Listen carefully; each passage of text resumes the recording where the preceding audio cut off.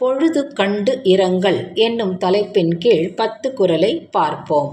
மாலையோ அல்லை மணந்தார் உயிருண்ணும் வேலை நீ வாழி பொழுது. நீ மாலை பொழுதாக இல்லாமல் காதலரை பிரிந்திருக்கும் மகளிர் உயிரை குடிக்கும் வேளாக இருப்பதற்காக உனக்கோர் வாழ்த்து. புன்கண்ணை வாழி மருள் மாலை எம்கேள் போல் வன் கண்ண தோனின் துணை.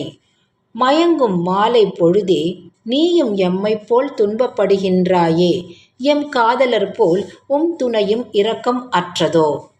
பனியரும்பி பைதல் கொல் மாலை துணியரும்பி துன்பம் வளர வரும்.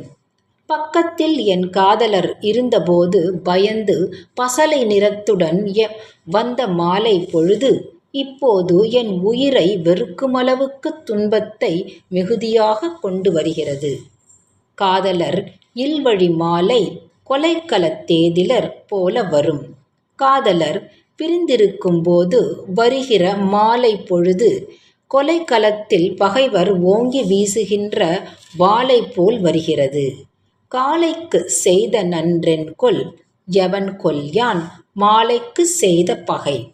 மாலை பொழுதாகிவிட்டால் காதல் இன்பம் அதிகமாக வருத்துகிறது.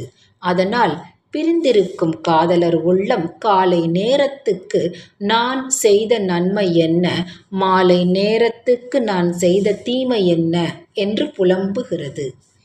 மாலை நோய் செய்தல் மணந்தார் அகலாத காலை அறிந்ததிலேன்.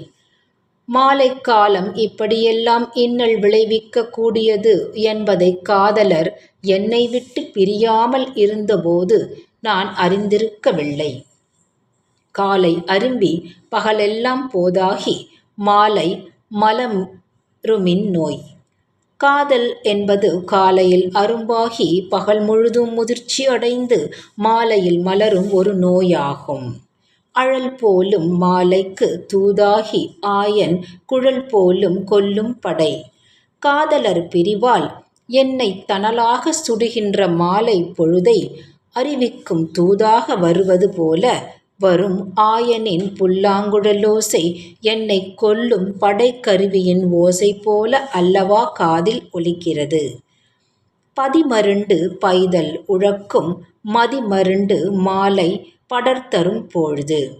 என் அறிவை மயக்கும் மாலை பொழுது இந்த ஊரையே மயக்கி துன்பத்தில் ஆழ்த்துவது போல எனக்கு தோன்றுகிறது. பொருள் மாலை யாளரை உள்ளி மருள் மாலை மாயுமென் மாயா உயிர்.